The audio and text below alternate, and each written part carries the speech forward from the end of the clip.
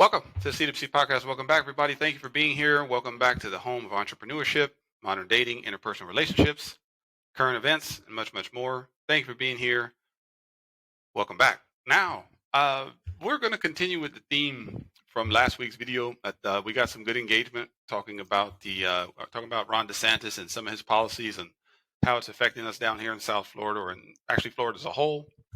Thank you, by the way, those of you who did click that subscribe button. We appreciate it. We got a lot of interaction on that. We appreciate it. We got several subscribers from it. We got lots of comments. We got lots of engagement. It's our best engagement in quite some time, to be honest with you. So we really appreciate that, and keep the engagement coming. It allows us to bring even a better show back to you next time when you do that. So thank you to everybody who's engaging with us here on the channel. With that being said, we're going to continue with the political theme, the current events theme of Mr. DeSantis, because now that we've gotten some initial information out there to you, and we've gotten some feedback, and we've had some pretty, I wouldn't say heated, I would say interesting exchanges with some people who watched the video. And we're going to come back this week with a follow-up second part to that particular video. With that being said, is Ron DeSantis really anti-diversity?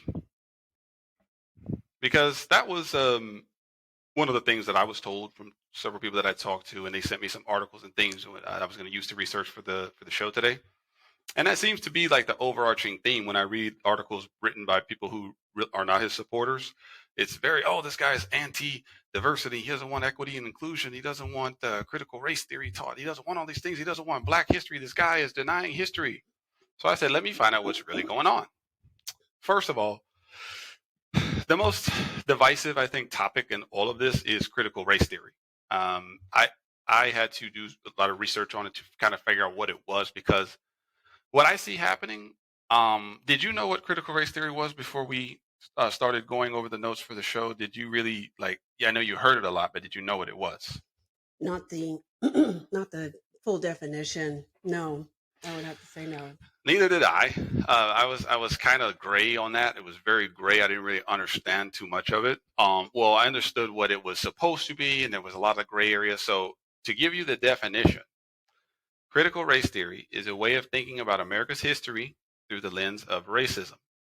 Scholars developed it during the 1970s and 80s in response to what they viewed as a lack of racial progress following the civil rights movement of the 1960s. But it is very important to note that critical race theory and Black history are not one and the same. That's important to note because I think that's one of the things that's being conflated. And I believe that that's being done on purpose. They're telling people that, he's not going to allow Black history to be taught in school. That's not what he's saying. Now, critical race theory, it's another thing altogether. Two different things, though. Two very different things. They're really drastically different, really, when you really break it down. Because critical race theory is basically saying throughout the institutions in America, there's racism baked into that institution to prevent people of color from advancing past certain, stepping stones, right? Yeah. And designed to keep the white minority in power, or white majority, I should say. So that's the basis of that argument. Black history, totally different. You're talking about the historical accomplishments of Black people. Totally different, at least as I see it. If I'm wrong, you guys share with us in the comments, let me know. But they're two opposite ends of the stick. Do you see it as that too? I mean, yes. If I'm wrong, let me know. What are your feelings on that? I much so enjoy hearing the accomplishments of Black people. And, some of the things that people have to go through. Clearly, we teach history. We do. And I think critical race theory pounds the pavement of something much more negative, and which drums up inside of people very hateful feelings. And why do we need the people of today taking out those feelings onto people that didn't do it? We already see videos surfacing of Black children in neighborhoods beating up white children for no reason. I saw one where he had brass knuckles on and he hit the guy for no reason, and then sat on top of him and beat his face in. And it's just one example of what's happening without critical race theory. I could only imagine what would happen if we were doing this everywhere all the time. Well, here's my honest opinion on it. I'm against it because I believe that it's what it's going to do. Now, if you're free to go read up on it on your own, like everybody, the information's there, everybody can go do that. Go do that. I encourage you to do that. But when I say I'm against it, I'm against making it a part of core curriculum, like to teach kids, especially younger kids, this stuff. Because what are we actually doing to them?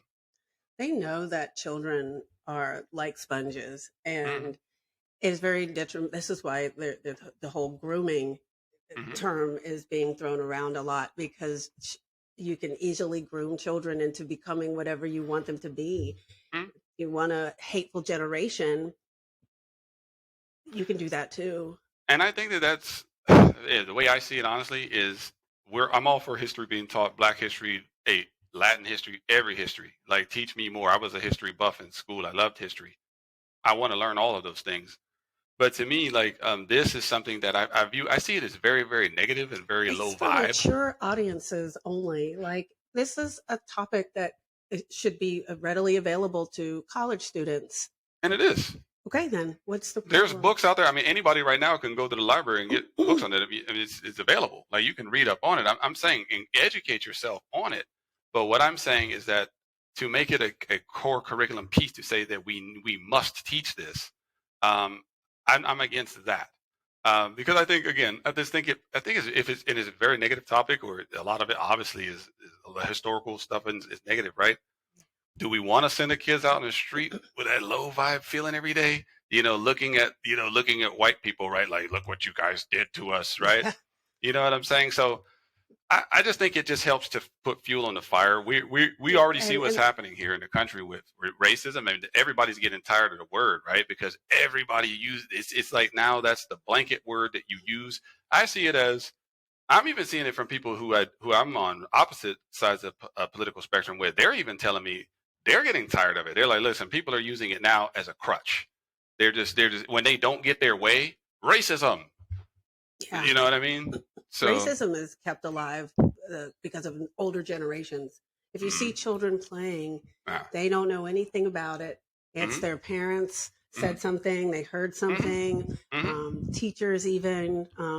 It's the older generations that keep it alive, and that's exactly what they're trying to do here. I agree. Denzel Washington spoke about it recently. You can go look it up. How do we get rid of racism? Stop talking about it. Stop talking about it. Stop. What we keep putting labels. The first Black guy to do this, the first white woman to do that, or the first Black lady to do this. How about the first person to do this? Why do we have to keep putting labels on things? We keep the labels alive. Yeah, yeah. And listen, guys, you see what I look like. I've been called everything. Like, it's funny because, like, the darker skinned Black people say, well, you wouldn't understand racism. You never had to face it. You're so light. Okay, I grew up in West Virginia. You figure the rest out for yourself. So with that being said, I'm going to pivot into, because you talked about diversity, equity, and inclusion. So that's the other side of the coin. The biggest beef that a lot of people have with DeSantis is that he's blocking diversity, equity, and inclusion programs from being introduced into colleges and things like that. Now, let me give you something on. I'm all for diversity, right? I mean, here I am, very diverse man. We're mixed ethnicity, right? So I'm all for diversity, equity, and inclusion organically. What I'm against is the mandate that you must hire somebody of a specific gender for this job because we say so. I'm for, let's get the best person for the job. That's the way I see it. I think it should be like that across the board. I don't care what color the person is. I tell people all the time, the best boss I ever had in my life was a female. I don't care about color. I don't care about your gender. If you're great at the job, I'll walk through walls for you. I'll run through walls for you. So I'm against mandating that we must hire somebody for. I think Hollywood just passed something here recently where, in order for your film to be considered for Academy Award, you have to check certain equity and inclusion boxes. You have to hire a certain number of this, a certain number of that, a certain. What are we doing? What are we doing here now? This sounds like we're micromanaging everything now. Nothing's organic. It's just hey, we really want, man, you really read that for that role really good, but we got too many white people on the thing already. So sorry. The audience can tell Sure. when it's forced. They Right? can tell right now. Yeah. Disney, and we're going to talk, and I want to talk about that because we're going to segue into Disney, because Disney is falling off the rails right now. They decided to drink the woke Kool-Aid and say, you know what, we're going woke. And they're forcing it down everybody's throats. You guys know. I mean, it's to the point now where friends of mine who were denying this a year ago are now coming to me like, yo, man, you were right. See, I tried to warn them 2-3 years ago. I saw it coming. I said, I see where they're going with this, and they're going to push it and everyone, oh, no. Oh, no, they're not going to do that. Oh, no, it's not going to do that. And now you see it happening. So it also depends on which platform you read Disney news on, because a lot of says how they're just going at it with DeSantis still, right? It goes after him like he's trying to oh my gosh, he's going after them, and he's chasing. All they're trying to do is have diversity, equity, and inclusion. That's all they're trying to do. And then, man, and geez, this big mean man is coming after them, and why is he doing this? But when you actually really look at the minutia of it, because I did the research, and you actually dig into the devil of the details. What happened is, let me read to you the note that I took on this. So in 1967, this thing called the Reedy Creek Improvement District was formed. This is basically it granted Disney basically self-governorship over its land, its utilities, its resources, the surrounding areas. So basically like their own country, right? They could basically do whatever they want. So when they needed to raise money, they would just issue bonds. Like they want to build something, right? Issue bonds. People buy the bonds. You have the money. You build whatever you want. So they've had this since 1967. They've been. I mean, hey man, there's a great talk about an advantage, right? Mm-hmm. Now people are saying, oh well, he's going after them. He doesn't want he's taking this away. He's gonna chase all these jobs out of the state.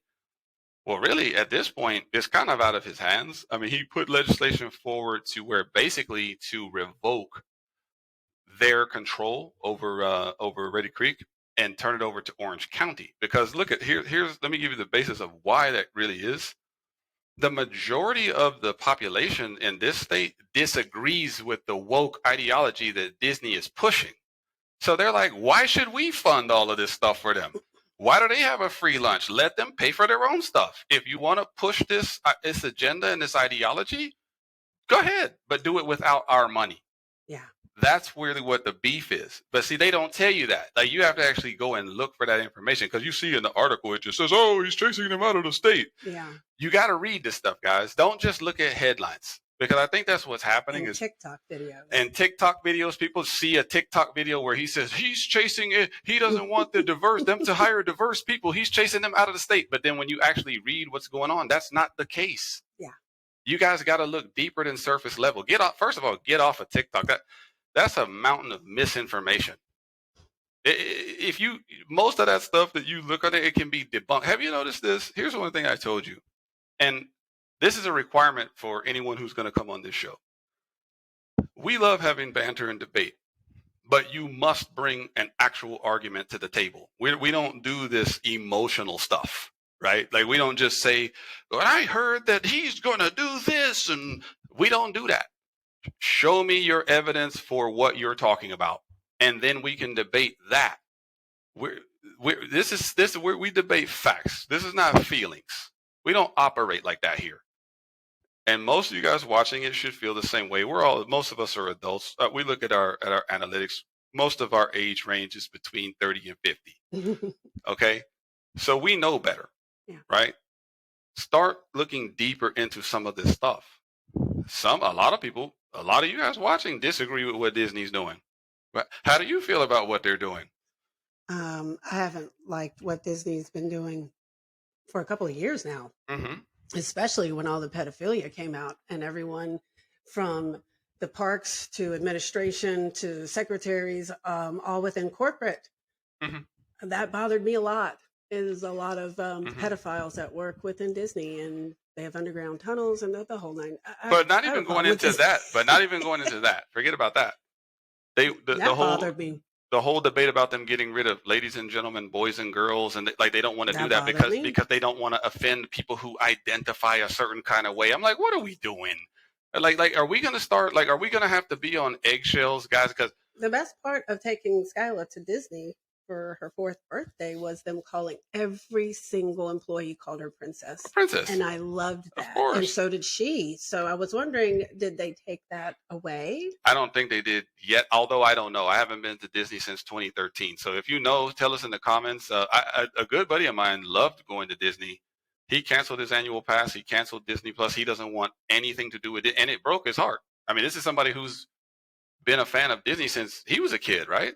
And then his kids are watching it, but he cannot go along with what they're doing right now, because what they're doing right now, a big part of it is because of this forced diverse equity and inclusion. They're putting people in positions of power that should not be there. And those people are making horrible decisions.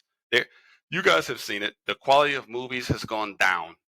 The quality of entertainment has gone down because what's happening is you no longer have artists making this stuff, right? Like George Lucas was an artist when he's making Star Wars, right?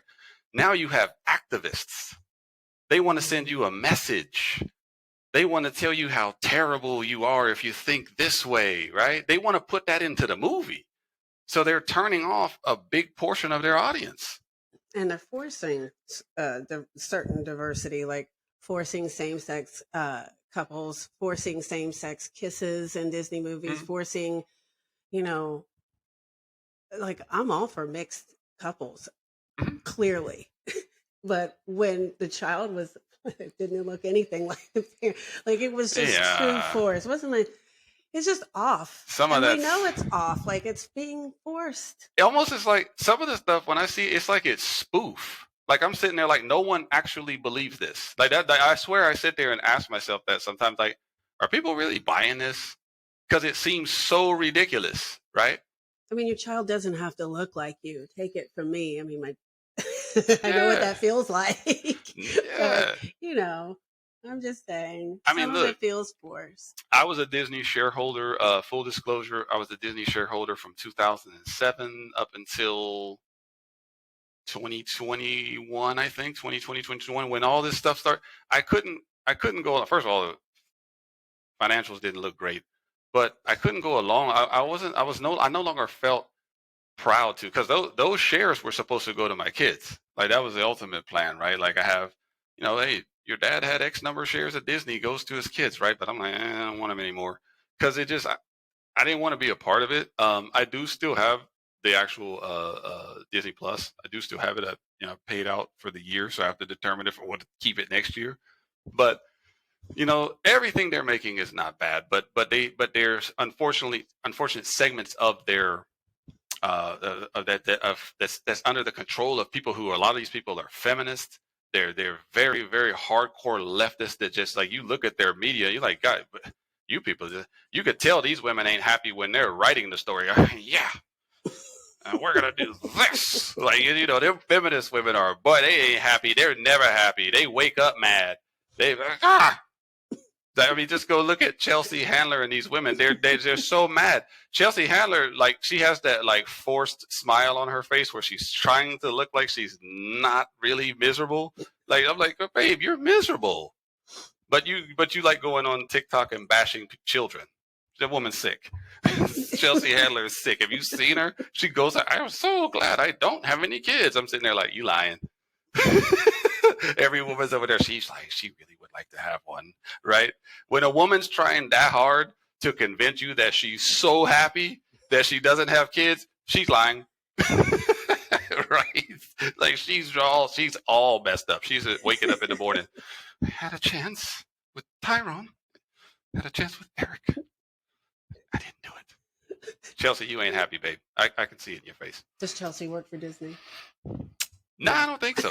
I don't think so. But Chelsea's part of one of the big media conglomerates. I'm sure of it. Who do you work for, Chelsea? But but yeah, but guys, you get the point. What we're saying here is that there's a few things at play. Diversity, equity, inclusion. We're all for it. I think everybody's all for it. We're all for. Hey, man. Like I said, melting pot, man. This is especially here in South Florida. Everybody's a melting pot, right? Yeah. But as a buddy told me yesterday, it's becoming a melting pot of ignorance. That was a good. I told him I would give him credit for that. That was a very good the way he delivered. It's becoming a melting pot of. And this is a man who's been here his whole life, so he's seen the gradual decay. It's always been South Florida, right? But now it's like, So even he is getting worried. But to wrap up, in general, critical race theory, based on what I know, I'm far from an expert. I'm against it being part of a forced, curriculum that we must teach to people so that we can tell them about how terrible white people are and were and all of these things, because that's really what it is. Like, that's really what it is. I know people don't think so, because if you read the mainstream media and a lot of these liberal papers or internet, whatever, but well, I look at it as DeSantis is trying to protect children.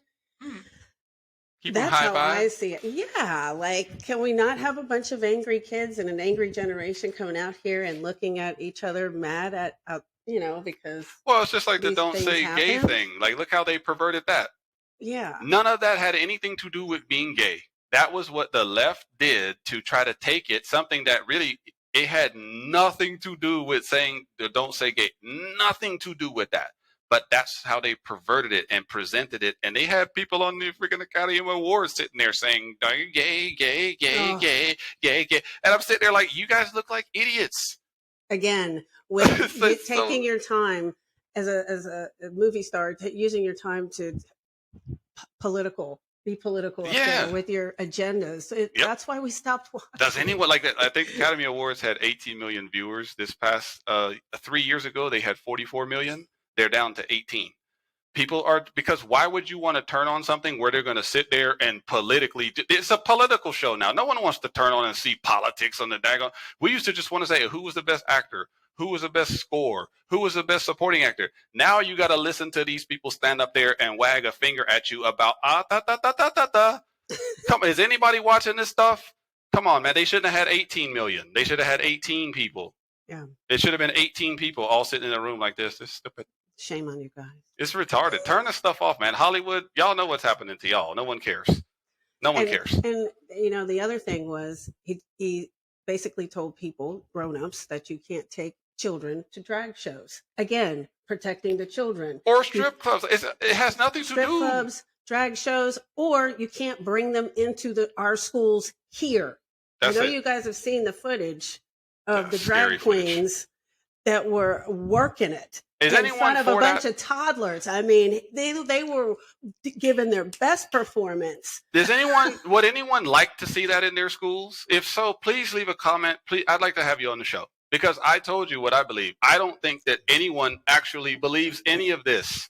I don't believe that they do, because I don't believe that a logical, rational person, I'm assuming you're not mentally ill when I say this, but a logical, rational person, no one thinks it's a good idea for you to bring drag queens into a kindergarten or strippers into a kindergarten. Either way is a bad idea, and nobody should be saying it's a shame that we can't have them in the room. There's no freedom of speech anymore. Come on, people. Tell us what you like about the show or what you don't like about the show. Leave us a comment. Leave us a subscribe. Appreciate it once again, everybody who engaged with us. Like I said, it helps the channel to grow, helps with the algorithm. Small channel like this, every little engagement helps. We appreciate it. We're going to be following up with another. I'm actually going to have, when I do pivot back to this subject, we're going to actually have a political expert come on in a couple of weeks. And we're going to, by then I'll have some good Q&A, and this guy is going to be able to fire off answers. We may even do that as our first call-in show. That might be a good idea. So maybe we'll work on that. Thank you for being here. We'll see you next time.